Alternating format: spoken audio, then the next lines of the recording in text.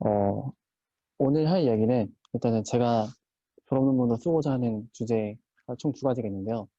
그 중에서 첫 번째 논문에 대한 이야기를 좀 할 거고, 그리고 이제 나머지 하나의 논문과 그리고 학기 계획이 어떻게 되는지 순서대로 설명드릴 예정입니다.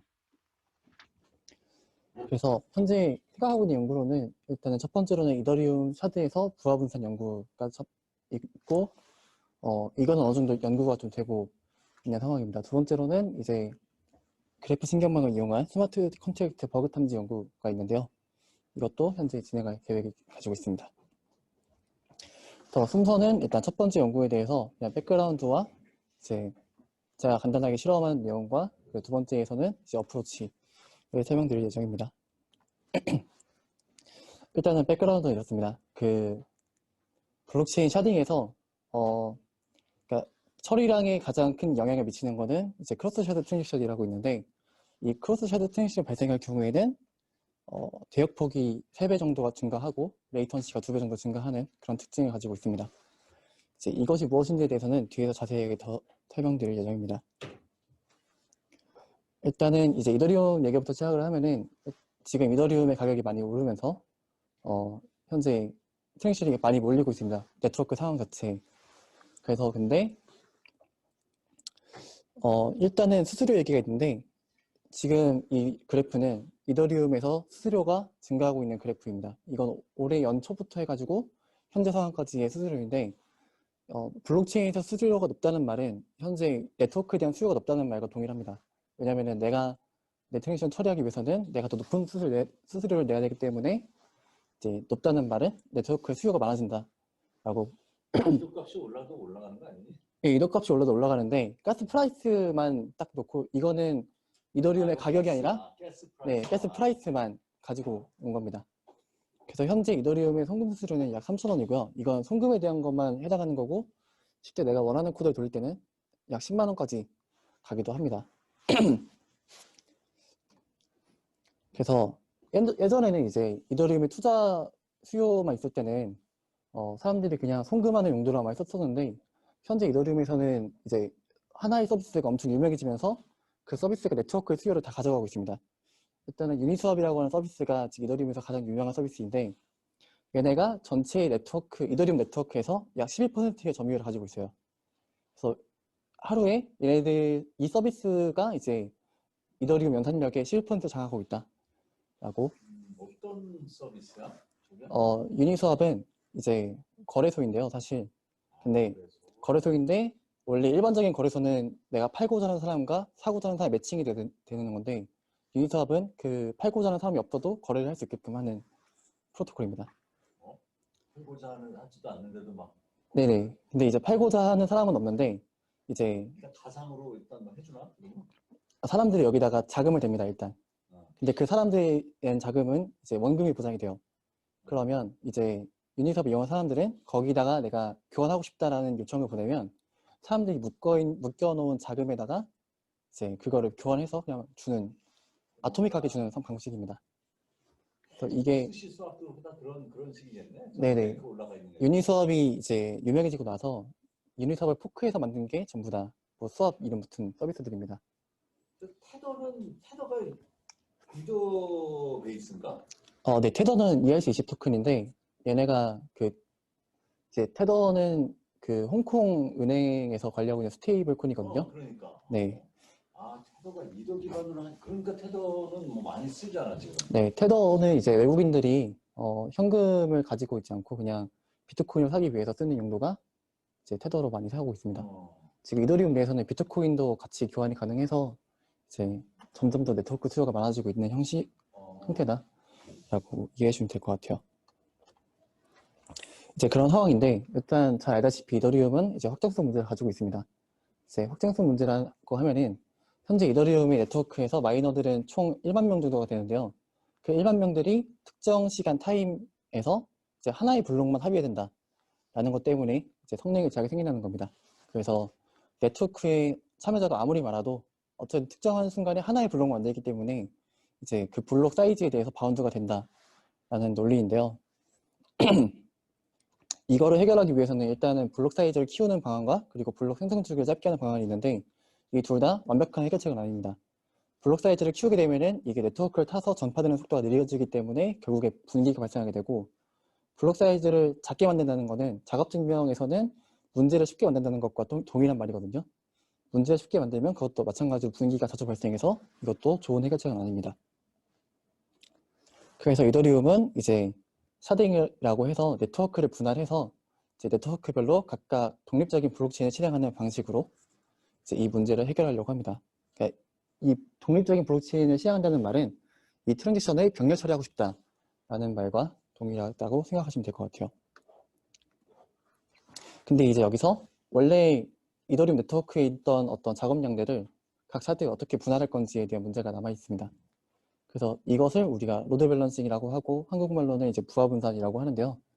만약에 이제 왼쪽 그림과 같이 부하 분산이 제대로 되지 않으면은 이제 놀고 있는 샤드와 이제 일을 열심히 하는데 이제 일을 다 처리하지 못하는 샤드 이렇게 나눠지게 되겠죠.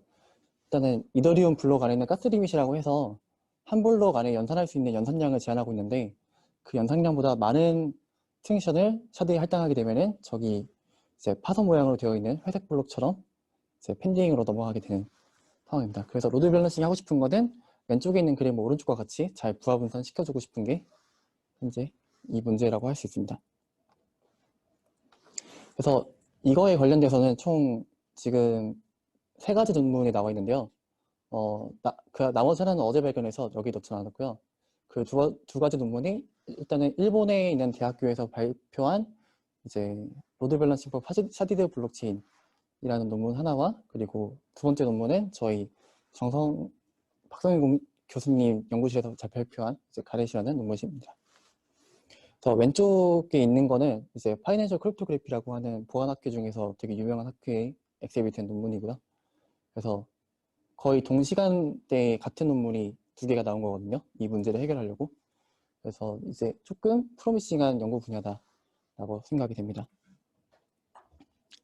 근데 이제 2개 다 보고 있는 포인트는 조금 달라요. 왼쪽에 있는 거는 일단은 이기적인 로드 밸런싱이라고 하는 이론에 기반하고 있고, 이제 오른쪽에 있는 거는 가스 소모량만을 이제 균등하게 만들겠다라는 전략을 취하고 있습니다. 그래서 이제 스테이트풀과 이제 스테이트리스에 대한 이야기가 나오는데요. 일단 두 연구 모두 이더리움 스테이트풀한 서버라는 것을 고려하지 않았기 때문에 실질적으로는 부하 분산이 잘 되지 않습니다. 만약에 스테이트리스한 서버 같은 경우에는 단순히 받은 요청을 그냥 각 서버에 놀고 있는 서버에 할당만 해줘도 어느 정도 부하 분산이 되는데, 이더리움은 이런 식으로는 부하 분산을 할 수 없거든요. 이제 그 이유를 설명드릴 건데, 일단 이더리움은 어카운트 밸런스 모델이라고 하는 내부 상태를 가지고 있습니다. 이 아래 보시는 그림이 이제 이더리움에서 계정 정보와 어떤 계정이 얼마를 가지고 있는지를 표현하는 정보인데, 그 정보가 머클 패트리 셔틀이라고 하는 자료 구조에 의해서 관리가 되고 있습니다. 그래서 만약에 샤딩을 한다고 하는 거는 이 어카운트 트리를 또 쪼갠다는 말이거든요. 만약에 1번 샤드에 있던 계정 정보가 2번 샤드에는 없을 수가 있어요. 근데 이제 내가 부하 분산을 할 때 1번 샤드에 없는 계정의 트랜지션을 할당해 줄 수가 없는 거죠. 이제 그런 상태를 가지고 있습니다. 그래서 이제 여기서부터가 이제 제가 생각한 방법인데, 일단은 크로스 샤드 트랜지션이라는 게 있습니다. 그 전에 네. 그런 그 부하 분산을 시켜주는 주체가 있나 아니면 지들이 알아서 그냥 부하 분산을 하고 있는 주체가 따로 있긴 합니다. 일단은 이더리움에서는 샤딩을 할 때 나누는데 그걸 관리하고 있는 비콘 체인이라고 따로 있어요. 비콘 체인? 네네. 그래서 샤드라고 하는 샤드 체인이 여러 개가 있고 그걸 관리하는 코디네이터 역할을 하는 게 이제 비콘 체인이라고 보시면 될 것 같습니다. 센트럴라이즈네. 비콘 체인도 따로 블록체인이긴 합니다. 아니 뭐 블록체인이라도 하여튼간에 네네. 그래서 내가 이게 스스로 막 자기네들끼리 알아서 로드 밸런스 하기 되게 어렵거든. 네네. 그렇게는 안 되는 상황이에요. 그러니까 비컨 체인을 따로 둬서 그래서 요 비컨 체인이 네네. 각각의 샤드를 분산을 관리하는. 시켜준다. 네네. 그 비컨 체인의 일이 뭐야? 근데 왜 그럼 왜 블록체인의 형태로 가는 거지? 얘네들이 서로 간에 그러면 어떤 분산 뭐는 뭐로 분산시키고 하는 것을 서로 합의에 의해서 돌아가나? 비콘 체인은 분산에 대한 합의만 하는 건 아니고요. 이제 샤드에서 발생한 블록을 또 검증해주는 역할도 하고 있습니다. 검증하고. 네. 그럼 메인에서 해야 되는 거 아니야? 샤드에서 뭔가 된 것을 어차피 이제 그 메인넷에다가 기록해야 될 거 아니야? 네네. 처리한 것을. 네. 그 메인이 확인을 해야지. 아, 그래서 얘네들도 같이 검증도 하고 이제 그런 그 것들을 중간에 같이 하고 또 있어요. 비컨 있고 그 위에 또 아, 비콘이 일단 제1레이어에 존재하는 블록체인이고 어? 그 이제 그 두 번째 하위 블록체인들이 따로 가지고 이게 있는 세컨 레이어고. 네네 그 세컨 레이어를 비컨 가지고 있는 체인은 형태입니다. 하나의 어떤 메인 그러니까 네, 메인넷의 일부네 그러면. 네네 비콘 체인이 메인넷이라고 보면 될 것 같아요.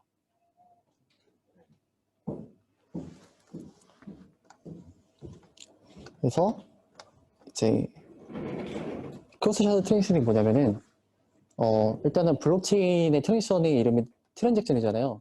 이거는 원래 데이터베이스에서 가져온 용어입니다. 그래서 데이터베이스는 이제 엑시드라고 하는 속성을 지키기 때문에 블록체인의 트랜지션도 원자성이 보장이 돼야 돼요. 그 원자성이라는 거는 내가 하고자 하는 일을 수행했을 때 반드시 끝내야 된다는 뜻입니다. 그래서 이거를 저희가 간단하게 열차 호텔 문제라고 말하기도 하는데 내가 만약 여행을 간다고 하면은 여행 패키지가 있어요. 열차 티켓과 호텔 티켓에서 동시에 구매하는 여행 패키지가 있는데 그걸 사려고 할 때 열차는 사줬는데 호텔은 안 사지거나 이런 문제가 발생하면 된다라고 하는 게 트레인 호텔 문제입니다. 그래서 이걸 해결하기 위해서 이제 그림을 보시면 예를 들어 볼게요. 일단은 샤드 1번에서는 A와 C의 계정 정보를 가지고 있습니다. 근데 샤드 2번에서는 B의 계정 정보를 가지고 있어요. 이 상황에서 A가 B한테 돈을 보내는 상황입니다. 그러면 샤드 1번에 대한 A의 계정 정보와 샤드 2번에 대한 B의 계정 정보가 동시에 바뀌어야 돼요. 근데 어쨌든 네트워크가 분해된 상황이기 때문에 이게 아토믹하게 발생되지는 않으니까 샤드 1번에서 먼저 A의 계정 정보를 바꿉니다. 그리고 내가 잘 끝냈다라고 하는 증명을 트랜잭션 형태로 이제 샤드 2번에 다음 블록에다 넘겨줘요. 그럼 샤드 2번을 처리를 하고 내가 이걸 처리했다라고 하는 마지막 증명을 샤드 1번에 다시 넘겨줍니다. 이런 형태를 이제 데이터베이스에서는 투페이지 커밋이라고 부르는데요.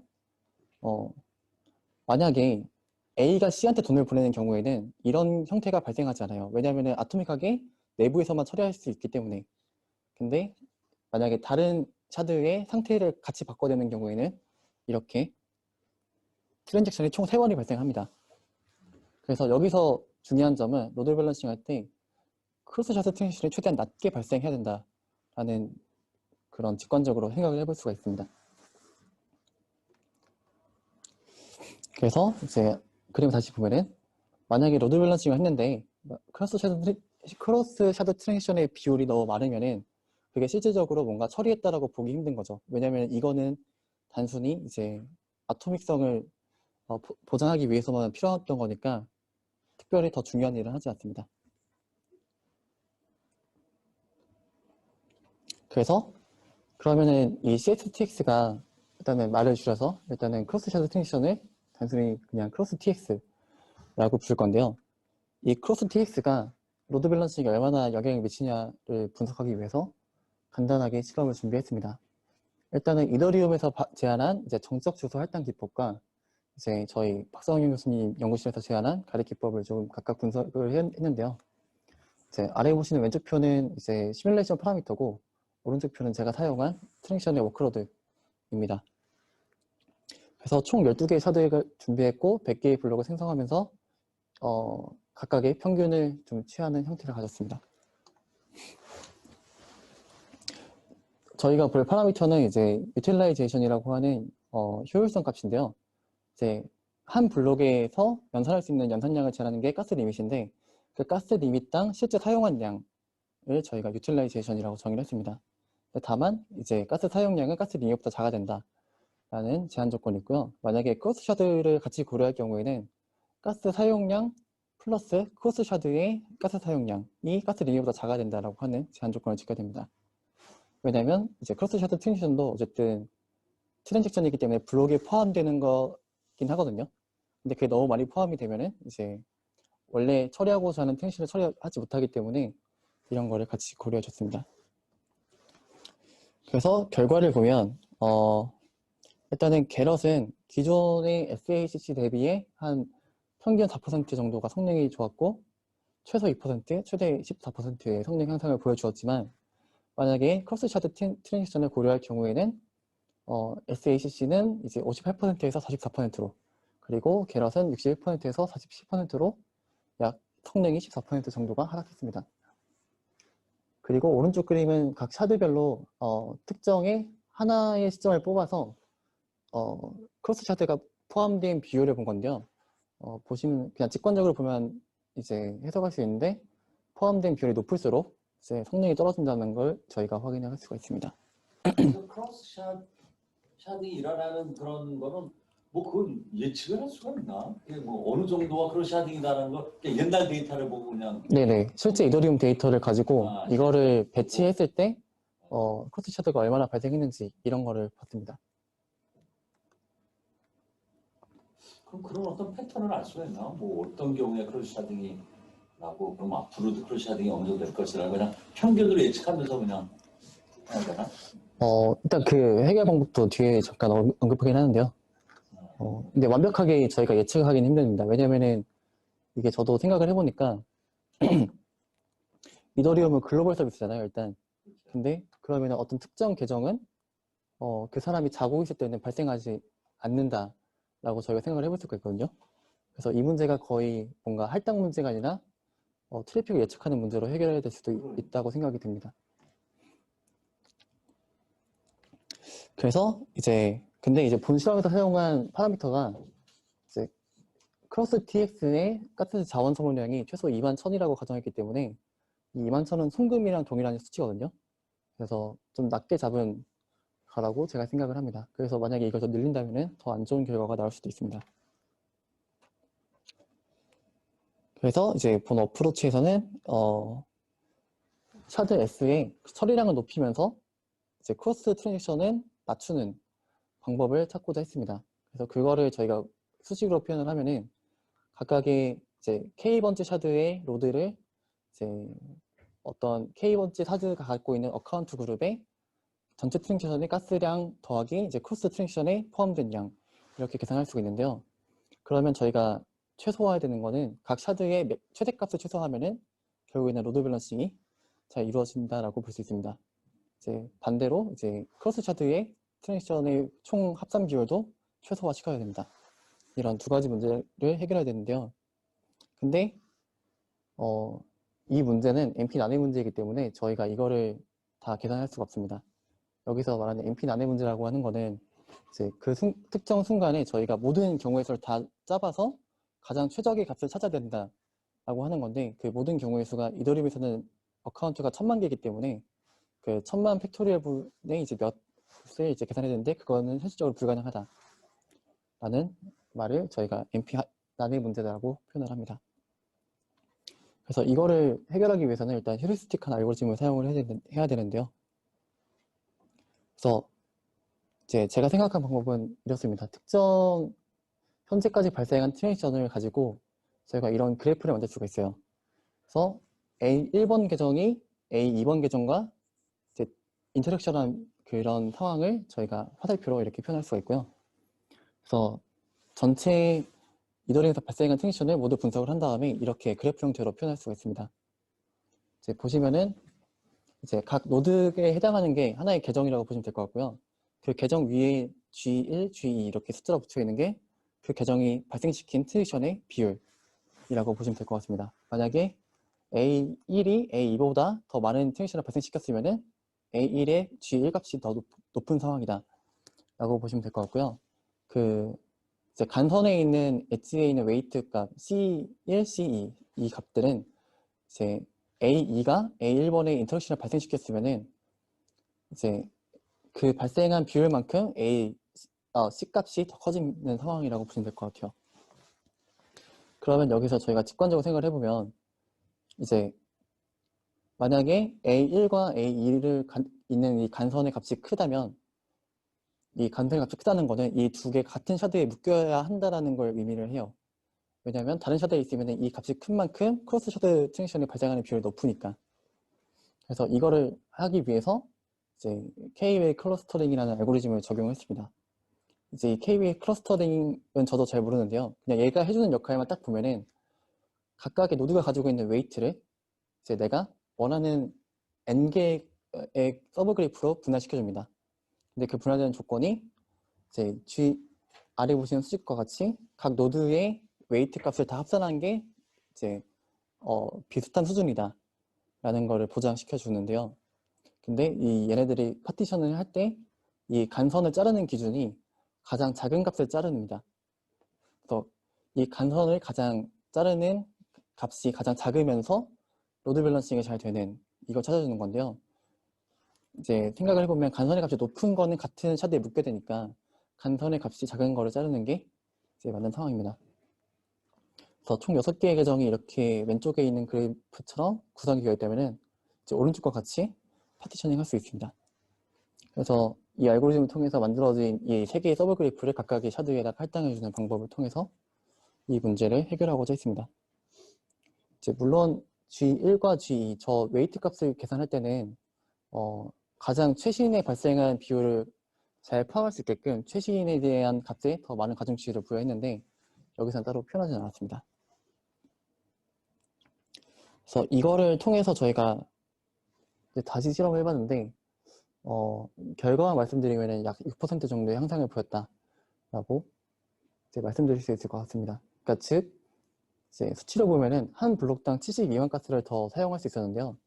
전체 샤드가 12개니까 72만 곱하기 12를 해서 각 트랜지션의 어떤 가스량을 계산해 봤을 때 한 순간에 이제 약 400개 정도의 트랜지션을 더 처리할 수 있다. 이렇게 결론 냈습니다. 왼쪽에 있는 그래프가 각 3개의 제한 방법에 대해서 이제 비교를 한 그래프고요. 구간이 어떻게 됐니? 그리고 네. 이제 너가 아까 그 클러스터링 알고리즘 해가지고 네네. 다시 그 샤드 배치를 다시 해서 이제 네네. 한 거로 실험했을 때 그런 같은 경우는 이게 옛날 데이터 가지고 어차피 했을 거 아니야. 네네, 맞습니다. 그래서 1년 전 3개월 내 트랜잭션을 가지고 클러스터링해서 그 다음엔 적용을 어떻게 될지 이런 식으로 하나 아니면 그렇게 해놓고 그 다음에 이제 어떻게 발생하는지 기다렸다가 네네. 매 순간마다 이제 다시 재사이클하는 주기가 있는데요. 그 특정 주기마다 다시 한번 그래프를 만들어서 다시 한번 할당해주는 그런 형태를 가지고 있습니다. 그 주기는 어느 정도를? 일단은 실험에서는 밑에 좌측에 있는 X좌표가 그 주기에 있는데요. 이제 5블록마다 한 번씩, 10번째 블록마다 한 번씩 이렇게 했는데 사실 이제 블록 주기가 높아질수록 더 느려지는 경향이 발생하긴 합니다. 그렇지. 그럼 이게 좀 계속 다이나믹 샤딩을 하는 거니? 네네. 이제 한 특정 주기마다 계속 샤드를 다시 배치를 시켜줘야 되는 상황이에요. 근데 지금 그러면은 그 전에 실험들, 가넷이나 이것도 그러면은 요런 사이클로 하는 거야? 네네. 동일한 사이클을 가지고. 15블락? 네네. 이런 식으로. 근데 거의 차이가 없는 것 같은데, 눈에는. 이게 근데 이거는 사실 이렇게만 보시면 안 되고요. 그 샤드 로드 밸런싱이라고 하는 게 만약에 네트워크에 과부하가 되고 있는 상황이면은 이게 이렇게 비율이 이렇게 나올 수가 없어요. 항상 100%로 나와야 됩니다. 왜냐면 모든 샤드가 다 일을 하고 있는 상황이니까. 그래서 여기서는 특정 샤드는 놀아도 된다라고 하는 약간의 미니멈 값을 찾고자 하는 실험이기 때문에 이제 저 정도의 표현의 방식을 볼 수 있는데요. 사실 이거는 간단한 실험이고 더 복잡한 실험 같은 경우에는 메이크 스펜이나 스케줄링 이용해서 사용하는 그런 실험들을 또 적용을 해서 뭔가 메이크센스하게 설명할 수 있을 것 같긴 합니다. 그래서 일단은 추가적으로는 일단 하이퍼 파라미터를 단순하게 잡았는데 이것도 그냥 좀 나이브하게 한 실험이긴 해서 조금 더 보완하고 이제 좀 다양한 관점에서 볼 필요가 있다 라고 해서 좀 추가적인 실험을 더 진행해서 이제 마무리를 하려고 합니다. 그래서 이게 제가 졸업 논문을 생각하고 있는 첫 번째 주제였고요. 이제 두 번째는 이거는 그냥 나이브하게 요즘에 보고 있는 건데요. 이제 저희가 한 번쯤 이런 생각을 합니다. 스마트 계약은 한 번 실행하면 번복이 불가능하기 때문에 이제 배포할 때 코드에 버그가 포함되면 심각한 재산 피해가 있습니다. 그러면은 이제 딥러닝이 이런 걸 찾아주는 게 가능하지 않을까라고 그냥 단순하게 아이디어 내볼 수가 있겠죠. 실제로 이런 것들을 많이 하고 있습니다. 그래서 보통 이제 제안하는 사람들은 보통 중국인인데요. 사실 너무 뻔한 주기 때문에 이미 진행된 연구가 많습니다. 대부분이 보시면은 이제 LSTM, GRU 기반의 시퀀스 러닝을 많이 사용하고 있는데 여기 논문 제목이 다 포함이 되어 있어요. 바이 LSTM, 그리고 여기는 시퀀스 모델, 여기서는 시퀀스 러닝, 여기는 이제 내추럴 랭귀지 프로세싱을 사용한다 라고 되어 있습니다. 그래서 기존 연구가 있는데 메소드를 많이 하는데. 네네, 정책 분석을 많이 하긴 하는데요. 그래서 이제 생각을 해보면 이제 코드가 시계열 데이터라고 볼 수 있는가라는 질문을 할 수가 있어요. 원래 LSTM이나 이런 것들은 음성이나 음악에 대해서 많이 적용을 하는데 이제 음악 같은 경우에는 과거에 발생한 데이터가 현재 데이터에 다음 예측값에 영향을 준다라고 보는 게 직관적으로 생각을 하면은 이제 이해할 수 있는 부분인데 이전 논문에서 이제 이 코드에 LSTM을 적용한다는 말은 코드를 위에서부터 아래까지만 딱 한 번 읽고 이걸 버그가 있는지 없는지 찾겠다라는 말과 동일하거든요. 근데 사람이 눈으로 분석할 때 코드를 위에서부터 아래까지 읽는 게 아니라 중간중간에 호출 발생 분기나 이런 거에 따라 다시 위에 있는 코드를 보거나 그런 경우가 있잖아요. 이제 이런 것들이 좀 이런 걸 생각을 해보면 성능이 좀 잘 안 나올 수도 있겠다 라는 생각을 해볼 수가 있습니다. 이제 그 다음에 나오는 말이 이제 그래프 신경망이라는 게 있는데요. 기존에 지금 발전이 많이 된 딥러닝 같은 경우에는 이제 이미지나 음성 데이터 같은 실수 데이터를 기반으로 해서 많이 실험을 했습니다. 그래서 실수 공간이라고 하는 것은 이미지 같은 경우에는 하필셀에 0에서 255 사이의 값을 갖는 연속적인 데이터를 말하는데 이제 이 그래프 신경망은 어떤 사람 간의 관계, 사람과 상품의 관계 이런 것들을 표현하는 연결성을 이제 학습하는 거를 저희가 그래프 신경망이라고 해서 주류는 아니지만 좀 다르게 독립적으로 발생하고 있는 연구 분야 중에 하나입니다. 그래서 관계를 표현하는 그래프의 나에서는 이제 0과 1 사이의 값밖에 없어요. 이제 이런 관계를 통해서 우리가 어떻게 추론이나 예측을 할 수 있는가 이런 것들을 다루는 게 그래프 신경망입니다. 그래서 이게 연구랑 어떻게 연결되냐면은 이거는 이제 간단한 개요 그림이었고요. 제가 발견한 게 이제 컨센시스라고 하는 회사에서 이제 수리아라는 도구를 만들었어요. 얘네들은 원래 이 도구를 통해서 그냥 개발자가 분석을 더 쉽게 할 수 있게끔 만든 건데 그림을 보시면 알겠지만 스마트 컨트랙트 솔리디티 코드를 저렇게 그래프 형태로 바꿔줍니다. 이제 보시면은 노란색 진한 게 이제 변수명이라고 보시면 될 것 같고요. 분홍색이랑 이제 얕은 분홍색이 함수라고 보면 될 것 같아요. 그래서 코드를 다 분석을 해서 얘네들이 이 함수는 어떤 변수를 수정하고 이 함수는 어떤 변수를 수정하고 이런 것들을 다 관계로 표현하는 게 나와 있습니다. 그래서 그냥 단순하게 저거를 쟤네들가 그래프를 만들어주니까 이제 기존에 있던 시퀀스 러닝 말고 그래프 신경망에 한번 통과시켜 보면 어떨까라는 생각을 하게 돼서 그냥 실험을 해서 뭔가 결과가 좋으면은 뭔가 할 수 있을 것 같고 결과가 안 좋으면은 그냥 지나가는 그런 형태가 될 것 같아요. 버그를 찾아야 되잖아. 네네. 그러려면 어떤 그런 그래프 모양이 이런 그래프로 돼 있으면은 뭐 버그다. 네, 이제 뭐 그런 것들을 사람들이 이제 네, 맞아요. 그런 것들이 필요한데요. 일단은 이건 지도 학습이기 때문에 이제 데이터 원본과 데이터가 버그인지 아닌지를 나타내는 레이블 값 두 개가 필요합니다. 이제 그런 상황인데 저희가 코드를 구하는 건 되게 쉬워요. 위더스킨에서 그냥 다 가져오면 한 100만 개 정도의 코드가 보입니다. 그리고 이제 데이터를 분류하는 것도 사실 이미 교수님이 말씀하신 이제 포멀 분석 방법이 여러 가지 있는데요. 대표적인 도구가 한 10개 정도가 있습니다. 그 10개 정도 도구들은 이제 각각의 코드의 취약점을 10개의 이제 분류를 해서 데이터를 분류하는데요. 이제 왼쪽에 있는 그림은 제가 마이안이라는 도구를 사용해서 한번 취약한 코드를 돌려봤을 때 분류를 하는 결과를 보여줬던 거고요. 근데 이 10개의 어떤 도구들이 각각 다 달라요. 어떤 도구는 여기서 4가지만 찾고 어떤 도구는 6가지만 찾는데 그 탐지율도 각각 다릅니다. 네, 그래서 이거를 다 통합하는 어떤 제네럴한 모델을 만들면은 그것도 하나의 연구가 되지 않을까 뭐 해볼 싶어서. 수는 있는데 하기 네네. 전에 무슨 그래도 뭐 근거나 뭐 이런 어떤 논리적인 사고가 있어야 되잖아. 네네. 근데 그 전에 이제 예를 들어서 뭐 사람과의 관계 이런 그래프는 하여튼 A하고 B하고 관계가 있다. 네네. 근데 어떤 식의 관계인지도 미닝도 집어넣었어요. 이건 완전히 저거는 그 인공지능 알고리즘 그냥 패턴만 보고 막 하지 않나? 아, 네, 그쵸, 그쵸. 어떤 인사이트를 주긴 힘들죠. 이 프로그램의 이 릴레이션, 요 네, 안에 사실은 저 동그라미 안에 어떤 의미들이 다 있어 연결되는 건데, 네가 네네. 그 전에 보여줬던 그냥 인공지능 일령 하는 그거는 그냥 연관 있다 없다만 쭉 보는 아, 거잖아. 네네, 맞습니다. 그거하고 이게 의미적으로 같나?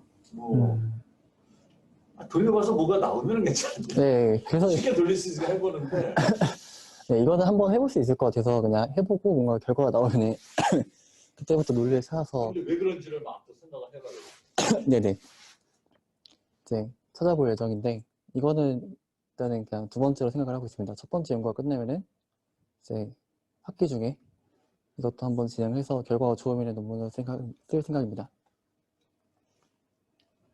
그래서 학기 계획은 일단은 이제 저희 이번 주에 한화에서 개최하는 해커톤 본설이 있는데 이거를 진행하려고 하고요.